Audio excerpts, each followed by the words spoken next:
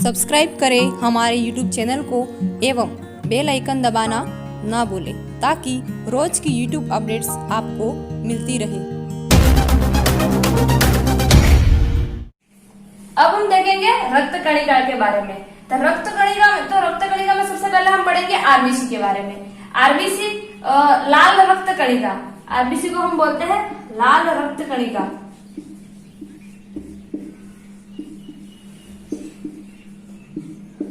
Red blood corpus, तो ये है लाल रक्त कणिका। अब इस लाल रक्त कणिका के बारे में हम देखेंगे, इसका एक और अन्य नाम है, उसको बोलते हैं इरिथ्रोसाइट। इरिथ्रोसाइट, ये जो आरबीसी है, इस आरबीसी में कोशिका विभाजन नहीं होता है और न इसमें केंद्रक होता है। कोशिका विभाजन भी इसमें नहीं होता है और न इसमें केंद्रक होता है। इस आरबीसी की जो आकृति है वो होती है उभयोत्तर प्रकार की। स्तनधारी में इसकी जो आकृति है वो है उभयोत्तर। उभयोत्तर में कुछ इस प्रकार की जो आकृति है वो किसकी है? आरबीसी की। इसके अलावा जो आरबीसी है, इस आरबीसी का जीवन काल है वो 120 दिन का है। 120 दिन का। 120 दिन के बाद आरबीसी नष्ट हो जाती है और यह प्लीहा में चली जाती है। तो 120 दिन का इसका जीवन काल है। अब हम ये जो आरबीसी है, इस आरबीसी के निर्माण की बात करते हैं। तो आरबीसी बनना कहाँ से प्रारंभ होती है? तो माना कि जैसे कि ये कोई युग्मनज है, अंडाणु और शुक्राणु के युग्मनज से युग्मनज बना और इस युग्मनज से एक 8 प्रकार की सेल्स बनेगी। 8 प्रकार की 8 सेल्स बनेगी। कोशिका विभाजन से 8 सेल बनी और इस 8 सेल को जो बोलते हैं वो बोलते हैं ब्लास्टोमिनियन। ब्लास्टोमिनियन, इस ब्लास्टोमिनियन में फिर से कोशिका विभाजन होगा और एक 16 प्रकार की सेल्स बनेगी और इसको हम बोलेंगे गेस्टुला। गेस्टुला। अब इस 16 सेल में फिर से विभाजन होगा और 32 सेल्स बनेगी और इस 32 सेल्स को हम बोलेंगे मोरुला। मोरुला।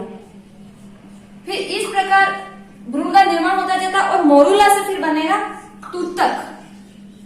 तूतक, ये जो तूतक है वो इस तूतक में पित्तक होता है।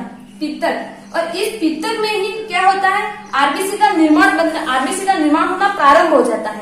जब मनुष्य का निर्माण होता है तब से ही आरबीसी का निर्माण प्रारंभ हो जाता है, जो कहा होता है पित्तक में। अब हम आरबीसी की बात करें तो यह आरबीसी जो है वो भ्रूण में कहाँ बनती है? भ्रूण में। अब जब जब विभाजन होकर 6 माह तक का भ्रूण बन जाता है तभी आरबीसी है, इसका निर्माण जो होता है वह होता है यकृत में। यकृत। तो भ्रूणावस्था में जब वो भ्रूण होता है उस समय किस यकृत में निर्माण होता है। बाल्यावस्था तक आरबीसी का निर्माण उसमें यकृत में ही होता है। प्रारंभ की बात करें तो ये जो प्रारंभ हो जाता है वो पित्तक में होता है। पित्तक में। भ्रूणावस्था में इसका निर्माण यकृत में होता है और वयस्क स्टेज में, वयस्क अवस्था में जो इसका निर्माण होता है वो होता है अस्थिमज्जा में। अस्थिमज्जा में इसका निर्माण होता है। हमने वृक्क में पढ़ा भी था कि जो वृक्क है वो इरिथ्रोपोइटिन नामक पदार्थ का स्त्रवण करती है जो अस्थिमज्जा में आरबीसी के निर्माण को प्रेरित करती है। तो प्रारंभ इसका पित्तक में होता है, भ्रूणावस्था में यकृत में बनती है और वयस्क जब वो बन जाता है मनुष्य तब उसमें अस्थिमज्जा में आरबीसी का निर्माण प्रारंभ हो जाता है। अब ये जो आरबीसी है, ये आरबीसी 120 दिन तक की इसका कार्यकाल है। 120 दिन के बाद यह नष्ट हो जाती है। तो 120 दिन के बाद ये जाती कहाँ है? तो जब 120 दिन हो जाते हैं इसके बाद आरबीसी जो है वो प्लीहा में चली जाती है। प्लीहा। और ये जो प्लीहा है वो हमारा आमाशय है उसके पार्श्वभाग में स्थित होता है ये प्लीहा।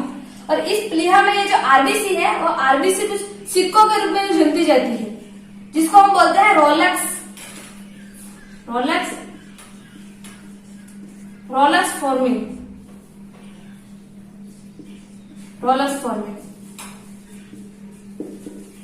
तो ये जो आरबीसी है सिक्कों के रूप में जलती है और यह जाती है प्लीहा में। प्लीहा में जो आरबीसी है वह नष्ट हो जाने के बाद जाती है, इसलिए इसको बोलते हैं आरबीसी का कब्रिस्तान। आरबीसी का कब्रिस्तान बोलते हैं इस प्लीहा को। आरबीसी का कब्रिस्तान। आरबीसी का कब्रिस्तान। इसके बाद ये जो प्लीहा है, इस प्लीहा को हम बोलते हैं ब्लड बैंक, शरीर का रक्त बैंक। शरीर का ब्लड बैंक किसको बोलते हैं? प्लीहा को, क्योंकि ये जो प्लीहा है वो आरबीसी जो शरीर में रक्त की आवश्यकता होती है, तब ये प्लीहा जो होती है यह रक्त की आपूर्ति करती है शरीर को। इसके अलावा यह जो प्लीहा है, ये प्लीहा आयरन का संग्रहण करती है, आयरन का, एफी, ये जो आयरन का संग्रहण करती है, क्योंकि आरबीसी में जो होता है वो होता है Fe+2। जैसे आरबीसी नष्ट हो गई जाती है प्लीहा में, इसीलिए ये जो आयरन है वो आयरन का संग्रहण किसमें होगा, प्लीहा में होगा। इसके अलावा ये जो आरबीसी है, इसके बारे में हम और देखेंगे कि ये जो आरबीसी है, इस आरबीसी जो है वो अगर पुरुषों में बात करें, पुरुषों में, तो पुरुषों में जो इसकी संख्या होती है वो 50 से 55 लाख होती है, 50 से 55 लाख। पर 50 से 55 लाख शरीर में नहीं होती है, 50 से 55 लाख जो होती है वो होती है प्रति घन, हमारे शरीर में प्रति घन, जैसे कि क्यूब, इस प्रति घन में जो होती है आरबीसी वो 50 से 55 लाख होती है पुरुषों में। और अगर हम महिला में बात करें तो महिलाओं में यह होती है 45 से 50 लाख, 45 से 50 लाख महिलाओं में होती है, 45 से 50 लाख। तो आरबीसी लाल रक्त कणिका, जिसका एक और नाम इरिथ्रोसाइट, इसमें कोशिका विभाजन नहीं होता है, केंद्रक भी नहीं होता है, इसकी आकृति जो होती है वो उभयोत्तल प्रकार की होती है और इसका जो कार्यकाल है वो 120 दिन का है। इसके बाद यह आरबीसी जो है वो नष्ट होने के बाद प्लीहा में चली जाती है। प्लीहा जो आमाशय के पार्श्व भाग में स्थित होता है और जो प्लीहा है उसे शरीर का रक्त बैंक भी बोलते हैं। और इस प्लीहा में जो है आयरन का संग्रहण होता है। और ये जो प्लीहा है उसमें एक और चीज है कि प्लीहा में के समय प्लीहा का जो मलेरिया रोग होता है, मलेरिया, इस मलेरिया रोग में ये जो प्लीहा है इसमें आरबीसी की संख्या बहुत अधिक मात्रा में बढ़ जाती है, क्योंकि हमारे मलेरिया में जो हमारी आरबीसी प्रभावित होती है, आरबीसी हमारी आरबीसी फट जाती है, नष्ट हो जाती है और प्लीहा में चली जाती है। तो प्लीहा में बहुत अधिक मात्रा में आरबीसी जमती जाती है और प्लीहा का आकार बढ़ जाता है। तो इसमें प्रभावित हमारा प्लीहा होता है मलेरिया रोग में। अगर हम इसमें आरबीसी पुरुषों में होती है 50 से 55 लाख और महिलाओं में होती है 45 से 50 लाख। अब हम ये जो आरबीसी है, इस आरबीसी में क्या क्या उपस्थिति है वो देखेंगे। ये जो आरबीसी है, आरबीसी में एक होता है हीमोग्लोबिन, हीमोग्लोबिन, और दूसरी चीज होती है आरबीसी में एक होता है आयरन, आयरन, आयरन Fe+2। तो आरबीसी में हीमोग्लोबिन होता है और आयरन होता है। अब ये जो हीमोग्लोबिन है, अब हम इस हीमोग्लोबिन की बात करें, अगर हम इसको बांटे तो ये हो गया हीमो और ये हो गया हीम, हीम हो गया हीम, और ये हो गया ग्लोबिन। तो ये जो हीम है, हीम एक हीमोग्लोबिन की उप इकाई है और ग्लोबिन इसमें उपस्थित प्रोटीन है। तो 95% इसमें हीम है और 5% जो प्रोटीन है ग्लोबिन। अब ये जो ये हीमोग्लोबिन है, ये इस हीमोग्लोबिन की हम अगर संरचना देखें तो हीमोग्लोबिन की संरचना है,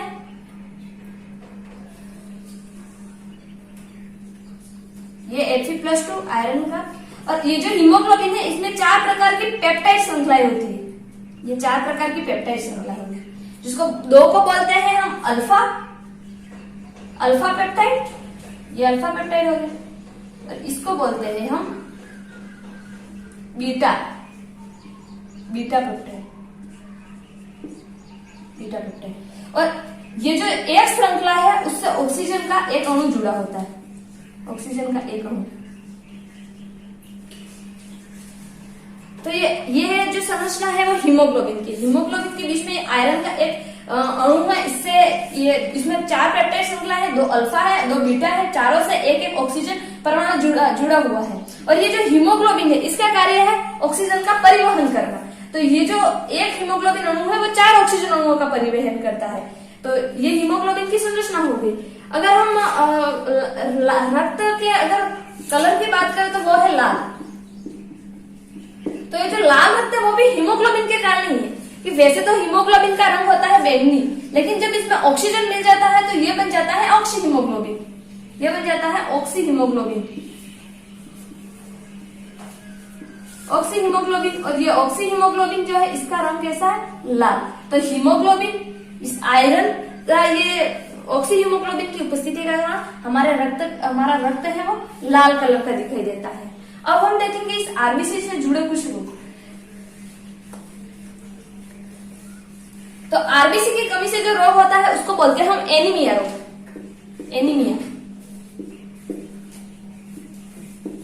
एनीमिया रोग, आरबीसी की कमी से एनीमिया रोग होता है। अब ये जो एनीमिया रोग है वो दो प्रकार के होते हैं। वैसे तो इसके प्रकार बहुत है, हम पढ़ेंगे एक साधारण एनीमिया,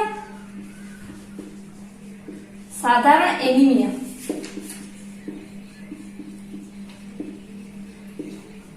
साधारण एनीमिया में क्या होता है कि साधारण एनीमिया में जो लौह तत्व होते हैं जिनकी शरीर में, जिनको रक्त में आवश्यकता होती है, उनकी कमी हो जाती है साधारण एनीमिया में। तो जो लौह तत्व की कमी हो जाती है उसको बोलते हैं हम साधारण एनीमिया। लेकिन अगर हम बात करें एक और एनीमिया जिसको हम बोलते हैं sickle cell anaemia, sickle cell anaemia, sickle cell anaemia. और ये जो सिकल सेल एनीमिया है वो एक प्रकार का आनुवंशिक रोग है, आनुवंशिक जेनेटिक रोग। इस आनुवंशिक रोग में क्या होता है, इसमें जो आरबीसी है उस आरबीसी का रंग हंसिया के समान हो जाता है। जैसे आरबीसी का आकार कैसा होता है, उभयोत्तर इसकी आकृति है, लेकिन हो कैसी जाती है, हंसिया के समान, सिकल सेल एनीमिया रोग में। और ये जो सिकल सेल एनीमिया रोग में हंसिया के समान आकृति हो जाती है वो किस कारण होती है, तो देखते हैं जैसे कि हमने अभी हीमोग्लोबिन की संरचना देखी, ये हीमोग्लोबिन, ये इसकी दो अल्फा पेप्टाइड श्रृंखला है और दो बीटा। अब ये जो बीटा पेप्टाइड श्रृंखला है इसकी छठी स्थिति पर जो ग्लूटेनिक अम्ल है, ग्लूटेनिक अमीनो अम्ल, उसकी जगह वेलिन आ जाता है। इस ग्लूटेमिक अमीनो अम्ल का वेलिन द्वारा प्रतिस्थापन हो जाता है और ये प्रतिस्थापन होता है इसलिए इसका जो आकार है वो हंसिया के समान हो जाता है आरबीसी का। तो ये था हमारी आरबीसी। अब हम देखेंगे डब्ल्यूबीसी के बारे में।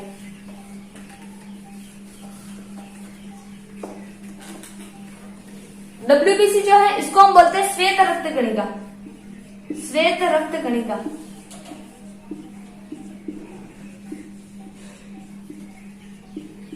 ये जो डब्ल्यूबीसी है इसमें हीमोग्लोबिन उपस्थित नहीं होता है, इसलिए इसका जो रंग है वो कैसा है, श्वेत कलर का है। इसका एक और नाम है जिसको हम बोलते हैं ल्यूकोसाइट,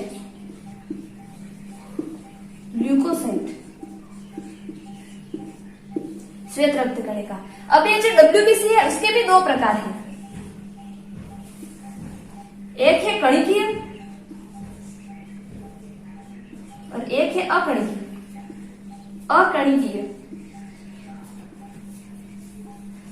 अब ये जो कणिकीय है उसके भी वापिस तीन प्रकार है। फर्स्ट है बेसोफिल,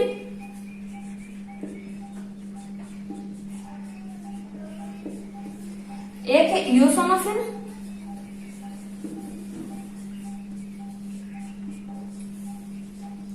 बेसोफिल, इओसोनोफिल और एक है न्यूट्रोफिल।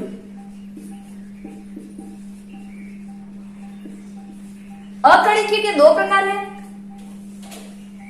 एक है लिम्फोसाइट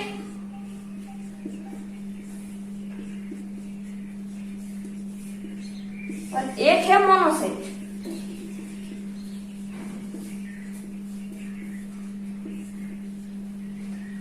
अब ये जो लिम्फोसाइट है इस लिम्फोसाइट के भी दो प्रकार हैं, एक है टी लिम्फोसाइट और एक है बी लिम्फोसाइट, एक है टी लिम्फोसाइट और एक है बी लिम्फोसाइट। अब ये जो टी लिम्फोसाइट है इसके भी वापिस दो प्रकार है, इसके भी दो प्रकार है। इस टी लिम्फोसाइट में एक होता है T4 सेल्स और एक होती है T8।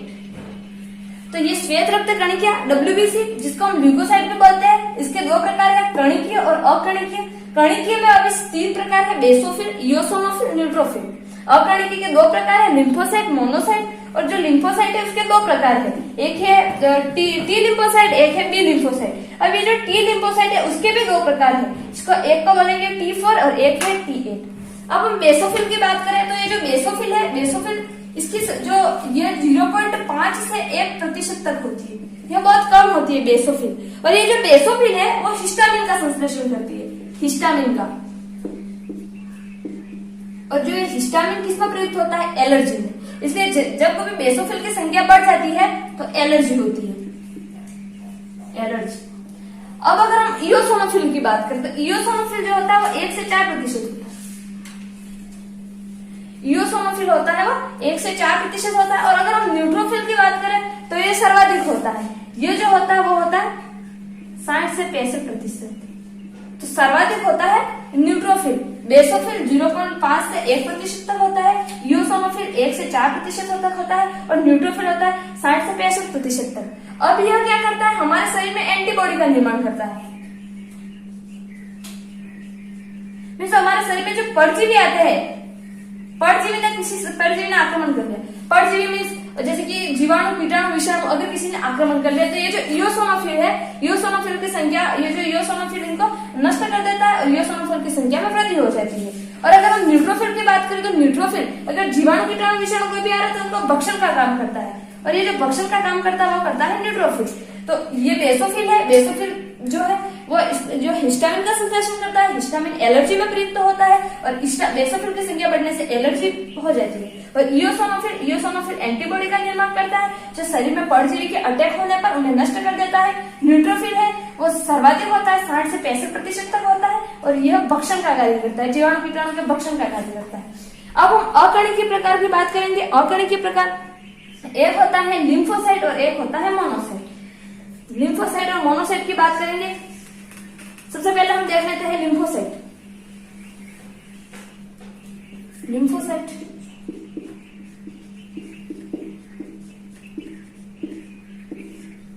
ये जो लिम्फोसाइट है, यह लिम्फोसाइट भी क्या करता है, एक एंटीबॉडी का निर्माण करता है। ये जो लिम्फोसाइट है एंटीबॉडी का निर्माण कैसे करता है, जैसे कि हमने उसमें पढ़ा था प्लाज्मा में, कि प्लाज्मा में हमने पढ़ा था 3 प्रोटीन पढ़ी थी, एल्बुमिन, ग्लोबुमिन तथा फाइब्रिनोजन। तो ये क्या करती है, ग्लोबुमिन प्रोटीन, अल्फा और बीटा दोनों प्रकार की जो ग्लोबुमिन प्रोटीन है, इस ग्लोबुमिन प्रोटीन का संश्लेषण कौन करता है, लिम्फोसाइट। अब ये लिम्फोसाइट उसका संश्लेषण करता है, तो ये क्या, इसमें प्रतिरक्षा एंटीबॉडी का निर्माण हुआ। तो ये भी क्या करता है, एक एंटीबॉडी का निर्माण करता है, जीवाणु, कीटाणु, विषाणु के अटैक से बचाता है। इसके 2 भाग हो गए, T4 लिम्फोसाइट और B लिम्फोसाइट। और T4 के भी वापिस T के भी 2 प्रकार है, लिम्फोसाइट के 2 प्रकार है, T लिम्फोसाइट और B लिम्फोसाइट। और T लिम्फोसाइट के 2 प्रकार है, T4 लिम्फोसाइट और T8 लिम्फोसाइट। अब ये जो T4 है वो उसमें क्या है, S में इसकी संख्या कम हो जाती है। अब हम पढ़ेंगे मोनोसाइट। ये जो मोनोसाइट है, ये मोनोसाइट क्या करता है, मोनोसाइट भी भक्षण का काम करता है, जीवाणु, कीटाणु, विषाणु के भक्षण का काम करता है, मोनोसाइट करता है। तो ये हमने WBC पढ़ ली। अब हम अगर WBC की संख्या देखें तो ये जो WBC की संख्या होती है वो 6000 से 8000 तक होती है, 6000 से 8000 प्रति घन। प्रति घन कितनी होती है इनकी संख्या, 6000 से 8000। जो अगर हम रक्त में बात करें तो 99% तो क्या हो गया, आरबीसी होता है, और WBC और प्लेटलेट्स जो होता है वो 1% होता है, दोनों मिला के। तो WBC है वो सबसे कम होती है, आरबीसी के बाद प्लेटलेट्स होती है, प्लेटलेट्स के बाद WBC होती है।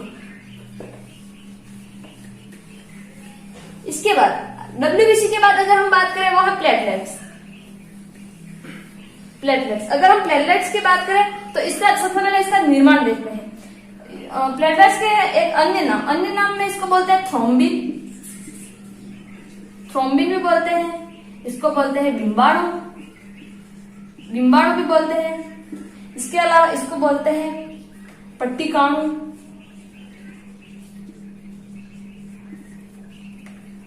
थ्रोम्बिन, बिंबाणु, ये जो प्लेटलेट्स है इसके अन्य नाम है। और ये जो प्लेटलेट्स है इसका निर्माण जो होता है, ये जो बनती है वो बनती है अस्थि मज्जा में। अस्थि मज्जा में यह बनना प्रारंभ हो जाती है, अस्थि मज्जा में बनना प्रारंभ हो जाती है। प्लेटलेट्स जो है इसकी संख्या देखेंगे हम, तो इसकी जो संख्या होती है वो 1.5 लाख से लगा के 3.5 लाख तक होती है। WBC की 6000 से 8000 थी, आरबीसी की थी पुरुषों में 50 से 55 लाख, महिलाओं में थी 45 से 50 लाख तक। प्लेटलेट्स जो होती है उनकी संख्या 1.5 लाख प्रतिघन से 3.5 लाख प्रतिघन होती है। इसके अन्य नाम है थ्रोम्बिन, बिंबाणु, पट्टिकाणु, और इसका निर्माण जो होता है वो अस्थि मज्जा में होता है। और ये जो प्लेटलेट्स होती है वो क्या करती है, रक्त स्कंदन का काम करती है प्लेटलेट्स। तो ये क्या था, रक्त कणिका थी। रक्त का जो संगठन था हमने पढ़ा, एक था प्लाज्मा और दूसरा था रक्त कणिका। रक्त कणिका में हमने पढ़ी आरबीसी, डब्ल्यूबीसी और प्लेटलेट्स। उन तीनों के बारे में हमने देख लिया। तो ये आज हमारा रक्त के बारे में समाप्त हो जाए। रक्त के बारे में ये हमने अध्ययन कर लिया। अब हम नेक्स्ट जो पढ़ेंगे वो पढ़ेंगे रक्त समूह।